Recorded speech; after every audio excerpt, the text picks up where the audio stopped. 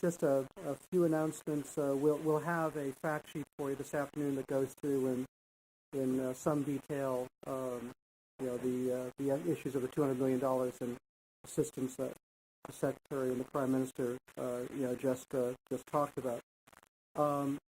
Clearly, you'll see the Secretary again this afternoon in a couple of hours. She will, of course, host Prime Minister Nouri al-Maliki, for a bilateral discussion and a meeting of the first meeting of the in-person meeting of the U.S.-Iraq Strategic Framework Agreement Higher Coordinated Committee. There was a meeting that took place by a video conference right at the end of the Bush administration, hosted by or led by Secretary Rice. But this is the first time that the groups will get together in person, and there'll be variety of discussions on economic issues, investment, kind of broaden the frame of the U.S.-Iraqi relationship, moving towards the strategic framework agreement that the two countries have committed to. The Secretary mentioned George Mitchell. He met today with the Crown Prince and Foreign Minister in Abu Dhabi, and will arrive in Damascus tomorrow for a meeting with President Assad on Sunday. On Sunday, he will travel to Jerusalem. While there, he will meet with Prime Minister Netanyahu, Defense Minister Barak. He will also, of course, meet with President Abbas and Prime Minister Fayyad. Richard Holbrooke continues his trip to Afghanistan. Today, he was in Ghazni province, is overnighting in Kabul. On the Assad meeting, is this the first meeting with Assad? Did he meet from last time? I think they've met before. Okay. But obviously, it will be not only, as the Secretary described, looking at where we stand on comprehensive peace agreement that will include the Syrian track. They'll talk about the range of bilateral issues as well, including our joint interest in a stable Iraq. Yes. Okay. Zakari with Bloomberg. Hi. Secretary said you're sending an ambassador back to Syria. Has that person been named, and when are they going back? That we have agreed with the Syrians to return an ambassador.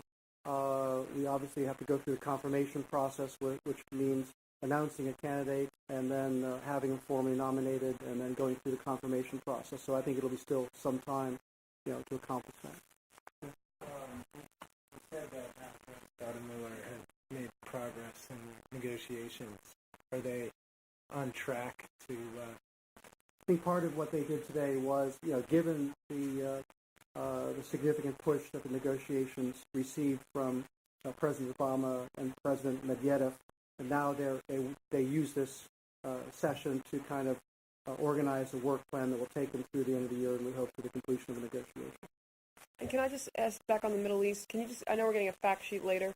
This $200 million is money that she pledged in March in Sharm el-Sheikh. This is part of the tranche. I think roughly speaking, she made a $900 million pledge in Sharm el-Sheikh earlier this year. I think this tranche brings us about halfway through that.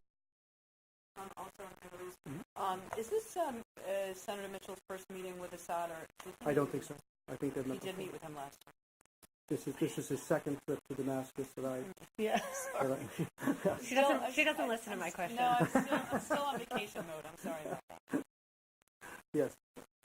I just wanted to ask you about the significance of his visit to the Emirates today. I know that he's seen other countries, other leaders in the region, but why the significance of the Emirates? Well, obviously, as I think the Secretary has pointed out, we need action by all parties in this process. The Israelis have responsibilities, the Palestinians have responsibilities, other nations in the region have responsibilities. As I think I've already mentioned, he'll be going to Egypt on this trip. He'll also be going to Bahrain.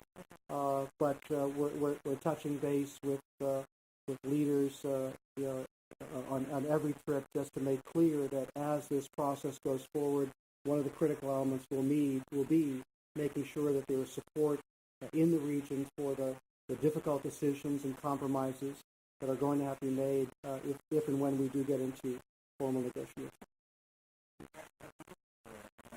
The Israelis on the settlement issue. I'm sure that will be a subject of Senator Mitchell's meetings on Sunday.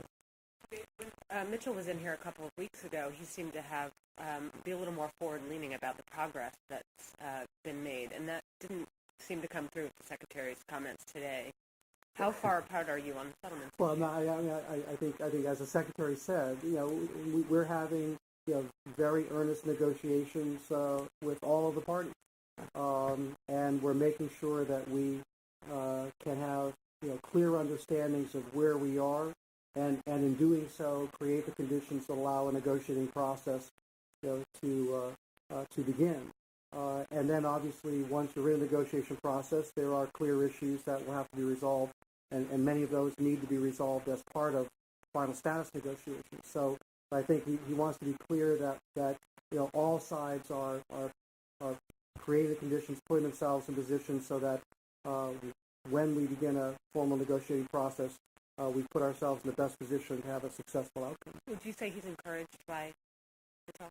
I would say that he continues his efforts to create those conditions, as he said when he was here, for a negotiation to begin. As I recall, I don't think he put a timetable on this, but obviously, said we want to do this as soon as possible. Paul. Topic. Secretary, you talked a bit about Iran in an interview yesterday. She said the Iranians appear to be unable to, make a decision about the American diplomatic overture. And I wonder whether the administration's thinking on this September deadline is evolving at all, given that there's this political turbulence within Iran now.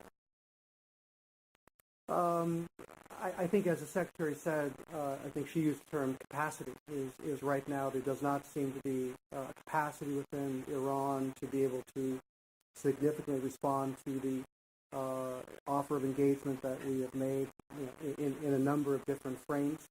We will have to wait and see where Iran is and at what time they determine that they can give us an indication of what they are either willing to or able to do. Obviously, from our standpoint, there are a number of possibilities. We've talked repeatedly about the importance of the P5+1 process. That will be one opportunity, but there are other avenues for engagement and potentially for cooperation in the context of Afghanistan, and of course, bilateral. But the ball is clearly in Iran's court, and obviously right now the government has hands full. Yes. Ross, I just wanted to ask you if there was any follow-up regarding the Iraqi cabinet statement they would be sending an official letter to the American embassy and the Turkish embassy regarding this so-called secret protocol. Did your embassy actually receive a letter thus far regarding this? And the Iraqis have said they're asking clarification from America. So is there going to be verbal clarification, anything written? What's the situation on that one? I can't tell you if we have received a formal letter regarding this issue. Obviously, it has received some public attention. And from a U.S. standpoint, the meetings that may be the subject of had occurred some months ago, part of a broad dialogue that diplomatic and military officials have with a wide range of interested parties in Iraq. And as we understand it, the meetings did occur with the knowledge of officials within the Iraqi government. But obviously, to the extent that there are views in Iraq that this is somehow undercutting the Iraqi government, from our standpoint, clearly we have a great deal invested in the relationship between the United States and Iraq, and we would do nothing to undercut that.